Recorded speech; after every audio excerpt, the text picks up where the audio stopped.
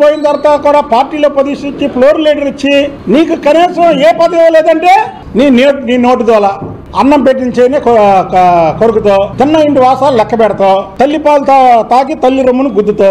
కాబట్టి నిన్ను చంద్రబాబు నాయుడు గారు దూరంగా పెట్టుకొచ్చాడు. తిరువూరు సభకి నిజం నువ్వే పెట్టాక పెట్టడంలో ఏమి నన్ను రావద్దన్నారు, నా జోక్యం కలవ చేసుకోవద్దన్నారు. నువ్వు మంచోడు అయితే ఎందుకు చేసుకోవద్దంటారు? ఎవరికైనా చెప్పారా? నువ్వు తిరువూరు వెళ్ళి 50 నిమిషాలు వీరంగం చేసావే తిరువూరు పార్టీ ఆఫీసులో. ఓ దళిత వర్గానికి చెందినటువంటి వ్యక్తి దాదాపు 50 లక్షల రూపాయలు ఖర్చు పెట్టుకుని పార్టీ ఆఫీస్ కడితే అందులోకి వెళ్ళి వీరంగం చేశాడు. తాడేపల్లి ప్యాలెస్కి వెళ్ళాక మనం వీరంగం చేయలేదు. అక్కడ ముట్టి మీద కొడతారు అక్కడికి వెళ్ళి చేస్తే. ఇదేం బూతుమాట కాదండి, పిల్లలు అంటారు. కాబట్టి అక్కడికి వెళ్ళి సైలెంట్ గా కథ వేసుకొని వచ్చాడు. ఈ సైకోకి ఆ సైకో సరిపోయింది. ఒళ్ళు దగ్గర పెట్టుకో, నోరు అదుపులో పెట్టుకో. నువ్వు తెలుగుదేశంలో ఉన్నంతసేపు ఏం వాగినా మేము సహనం ఓర్పు పట్టే మా నాయకుడి గురించి, మా బాస్ చంద్రబాబు గారి గురించి, అలాగే యువ నాయకుడు లోకేష్ బాబు గారి గురించి.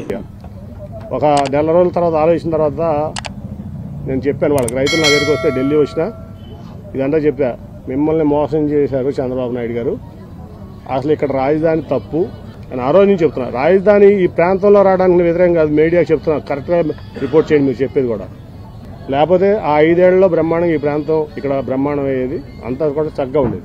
నువ్వు 33,000 ఎకరాలు ఇచ్చిన రైతుల్ని మోసం చేశావు, నీ స్వార్థం కోసం ఈ ప్రాంతాన్ని మోసం చేశావు, విజయవాడని పాత నగరంగా చేయాలని చూసావు, ఒక 100 కోట్లు కూడా ఇవ్వలేదు, నీకు చిత్తశుద్ధి లేదు.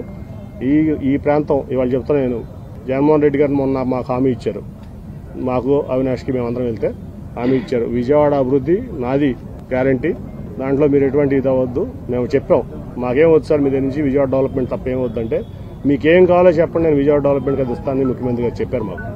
కాబట్టి చంద్రబాబు నాయుడు ఈ విజయవాడకి చేసిన ద్రోహం అటువంటిది కాదు, విజయవాడకే కాదు, ఈ విజయవాడ పార్లమెంట్లో 100 కోట్ల రూపాయలు చంద్రబాబు నాయుడు ఎక్సెప్ట్ పుష్కరాలప్పుడు తప్ప 100 కోట్లు కూడా ఇవ్వలేదు.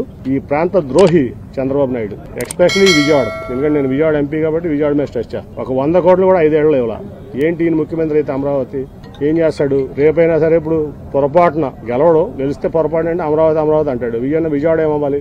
మిగతా ప్రాంతాలు ఈ రాష్ట్రంలో ఇప్పుడు క్యాపిటల్ గా సెక్రటరేట్ కట్టాడు ఆయన. ఎన్నిసార్లు వెళ్ళాను నేను సెక్రటరేట్? ఎంపీ ఆయన మీటింగ్ పిలిస్తే 1-2 సార్లు వెళ్ళాను. నాకేం పని ఉంటుంది సెక్రటరేట్ లో? రోజు కామన్ మ్యాన్కి ఏం పని ఉంటుంది? నీకెందుకు అంతంత పెద్ద ఏదో మాన్యుమెంట్స్? కాబట్టి ఆయన ఈ ప్రాంతానికి ద్రోహి, ఖచ్చితంగా ద్రోహి. ఆయన ఎజెండా ఏం లేదు, ఖచ్చితంగా లోకేష్ ముఖ్యమంత్రి చేయడం ఆయన ఎజెండా. దానికోసం పవన్ కళ్యాణ్ గారినైనా రేపు మోసం చేస్తాడు, దాంట్లో ఎటువంటి డౌట్ లేదు.